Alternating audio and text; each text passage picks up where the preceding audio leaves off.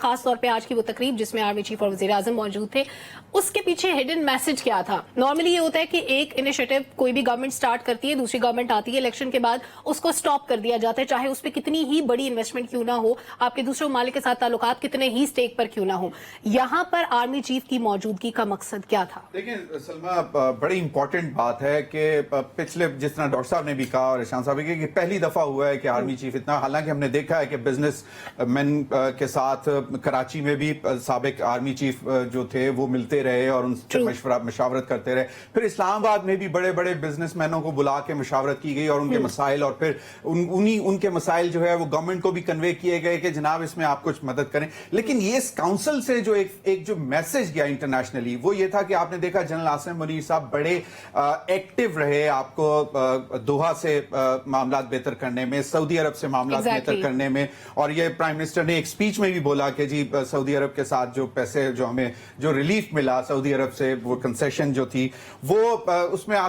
General Asim Munir صاحب کا بڑا کلیدی کردار تھا۔ اب انٹرنیشنل ورلڈ جو ہے، خاص طور پر جو انویسٹر ہے یا جو بھی ملٹی لیٹرل یا بائی لیٹرل جو بھی پیسہ پاکستان میں لائے گا، وہ ایک طرح سے اتنا اس کو سکون ہوگا، ہی ول بی سیٹسفائیڈ کہ جی یہاں پہ ایک پہ جس طرح شام صاحب نے بات کی، لیکن سب سے امپورٹنٹ یہ ہے کہ اب سٹیکس ہائی ہو گئے ہیں کہ اب جو بھی گارنٹیز آئیں گی اس میں مطلب کوئی پیچھے نہیں جا سکے گا۔ کنٹینیوٹی تو جی خیر میں کانٹ گارنٹی دیٹ آنیسٹلی، مطلب کنٹینیوٹی تو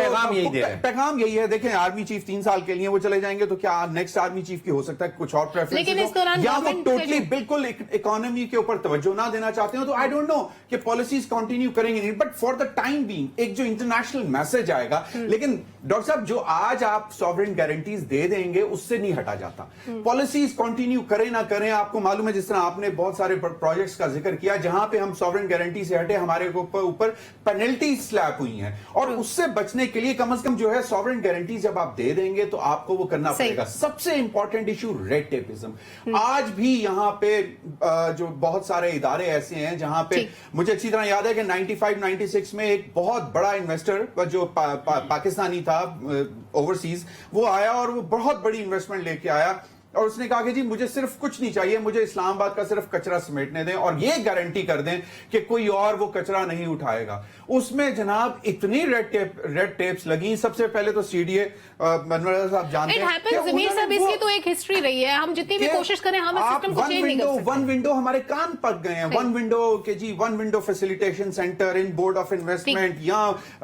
منسٹری آف فائنانس میں ساری منسٹریز کی اکنامک منسٹریز ایک جگہ پہ ایک بندہ بٹھائیں گے جہاں تاکہ سب کے معاملات بجلی کے، گیس کے، لیکن وہ نہیں ہوا۔ اب دیکھنا یہ ہے کہ اس کاؤنسل کا کیا فائدہ اس فائدے میں سب سے امپورٹنٹ چیز انٹرنیشنل میسج۔ انور رضا صاحب آرمی چیف یہ بھی کہتے ہیں کہ ہم آئی ایم ایف کے پاس جانا مجبوری تھی ہماری، لیکن ہم انڈیپینڈنٹ ہوں گے، اپنے پاؤں پہ کھڑے ہوں گے۔ انڈیا تو بہت پہلے آئی ایم ایف سے نکل گیا، ہم کب نکلیں گے؟ آخر کب ہوگا یہ؟ سر بہت اچھا کوسچن ہے۔ دیکھیے یہ بڑے اچھا ایک میسج تھا آرمی چیف کا اور شہباز شریف کا ایک تقریب میں اکٹھے ہونا۔ اس کے 2 میسیجز تھے، ایک تو کہ